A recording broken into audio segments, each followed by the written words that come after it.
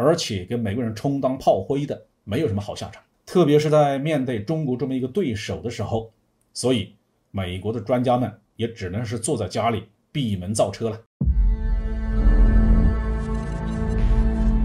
各位网友大家好，欢迎来到包斌说。这期话题我们说一说传统基金会的专家建议美军兵分四路在南海搞事。最近美国有名的右翼咨询机构传统基金会有个专家叫本特·萨德尔发表文章，说中国在南海一直搞温水煮青蛙的战略造成了既成事实，现在呢，美国应该如法炮制，在南海对中国搞温水煮青蛙。他的具体建议是出动美军在万安滩为越南的油气田护航，在黄岩岛为菲律宾的渔船护航，在仁爱礁为菲律宾报废的登陆舰护航，在琼台礁和自贸暗沙为马来西亚的油气田护航。应该说这个美国专家出的4点主义还是很有水平的。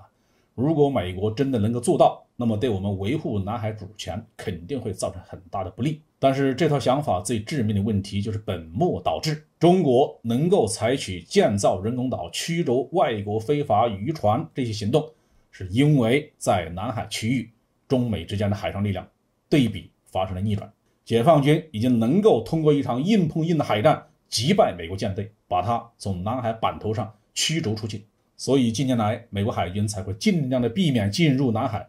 组织的所谓南海联合军事演习都是在九段线以外，在菲律宾一侧举行。美国召唤到南海来的欧洲海军部队，包括英国、法国的航母战斗群，同样也遵循着这样的路线，从九段线以东一路北上，绕着台湾以东洋面前往日本。也就是说，这篇文章里面所提出来的4点想法，美国海军不是不想做，而是根本就做不到。作者还掩耳盗铃呢，把这种实力的逆转归咎于美国海军的腐败行为。美国海军当然是有严重腐败问题存在的，否则近年来就不会闹出那么多丑闻了。比如说航母上的马桶搜通一次要40万美元，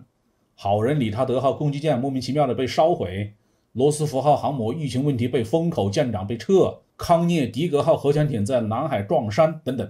但总体来说呢，美国海军依然保持着非常强大的战斗力，在全世界的各个海区都能够有效的压制各国的海军力量。所以发生在南海的一幕绝不仅仅是因为美国海军的腐败而耽误了美国海军的战略目标，而是中国海上作战能力的大幅度的快速成长。中国在南海岛礁建设进程并不是偷偷摸摸进行的，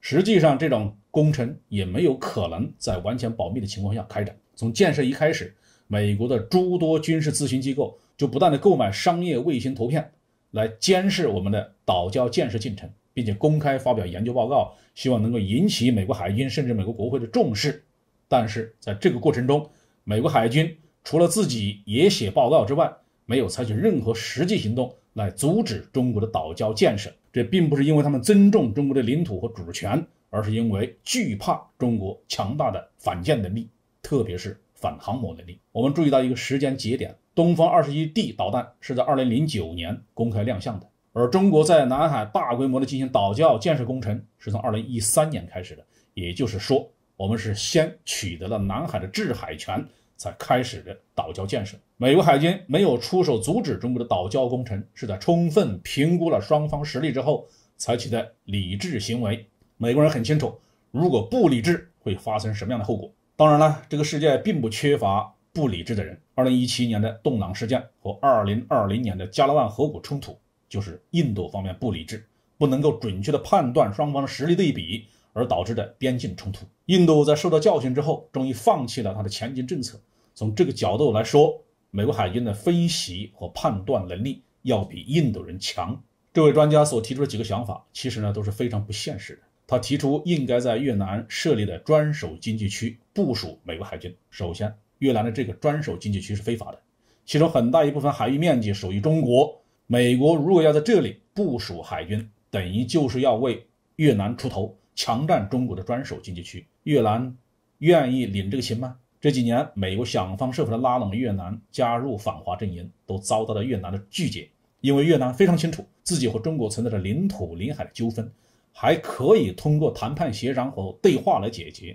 如果引狼入室，接受美国海军的进驻，就等于是关上了和中国谈判的大门。他的另外2个建议涉及到菲律宾，希望美国海军能够在黄岩岛和仁爱礁这2个位置实现军事存在，支持菲律宾重新走上和中国军事对抗的道路，这同样是想当然。菲律宾和中国因为南海岛礁问题对抗多年没有得到一丁点的好处，杜特尔特上台之后实现中菲关系的正常化，给菲律宾带来了显著的经济利益。刚刚当选的菲律宾新总统小马克思同样对中国持有良好合作的立场。美国除非在菲律宾怂恿一场政变推翻小马克思，否则派美国军舰进驻黄岩岛以及仁爱礁的想法都会遭到菲律宾的拒绝。至于马来西亚，虽然和中国也存在着海洋主权的纠纷，但是每当美国人提出要建立一个反华军事同盟来争夺南海主权的时候，马来西亚就立刻表示拒绝。他们的立场和越南是一样的，美国军舰不来，南海的主权问题还可以通过谈判来解决。